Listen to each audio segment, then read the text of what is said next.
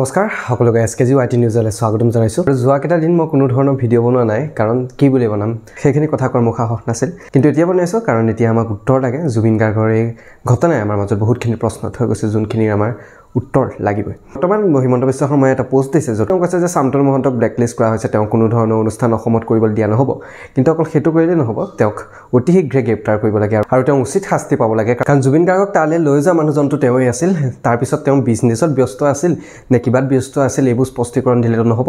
নিছিল যেতিয়া সম্পূৰ্ণ দায়িত্ব ল'ব লাগিছিল আৰু সিদ্ধাৰ্থ শৰ্মা বোলা মেনেজাৰজন যোনজনৰ বৰ্তমান সময়লৈকে কোনো সুসূত্ৰ ওলোৱা নাই, সেইজনক প্ৰথমতে চুচৰাই আনিব লাগে।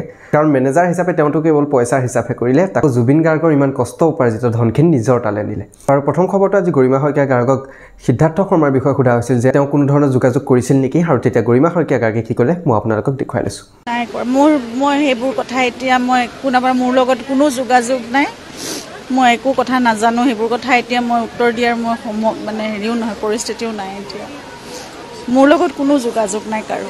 মোৰ ওচৰলৈ যিখিনি মানুহ আহিছে সম্পূৰ্ণভাৱে মোক কাষত পাইছে সকলো। মই একো কথা নাজানো, মই না ছ'চিয়েল মিডিয়া চাইছোঁ, মই চাইছোঁ মোৰ ওচৰলৈ যিসকল লোক আহিছে সকলোৰে লগত মই কথা পাতিছোঁ।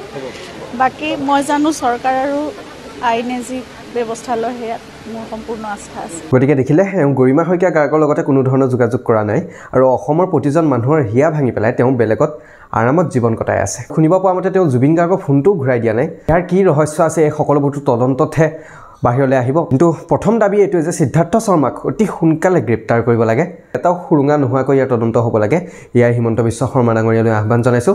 আৰু এই ঘটনাক আমি সহজভাৱে ল'ব পৰা নাই আৰু কেতিয়াও ল'ব নোৱাৰোঁ, গতিকে ইয়াৰ উচিত বিচাৰ অতি সোনকালে হ'ব লাগে। আপোনালোকৰ এই ভিডিঅ'টো ইমানেই, আৰু বহুখিনি আপডেট আছে মই আপোনালোকক লাহে লাহে দি যাম। আৰু আপোনালোকে সমগ্ৰ ঘটনাৰ বিষয়ে কিভাৱে তলত কমেণ্ট কৰি জনাব পাৰে। এই ভিডিঅ'টো ইমানেই, মই সমুদ্ৰ কাজত লগ পাই আছোঁ আপোনালোকক অন্য এটা ভিডিঅ'ত। ধন্যবাদ। জয় অসম।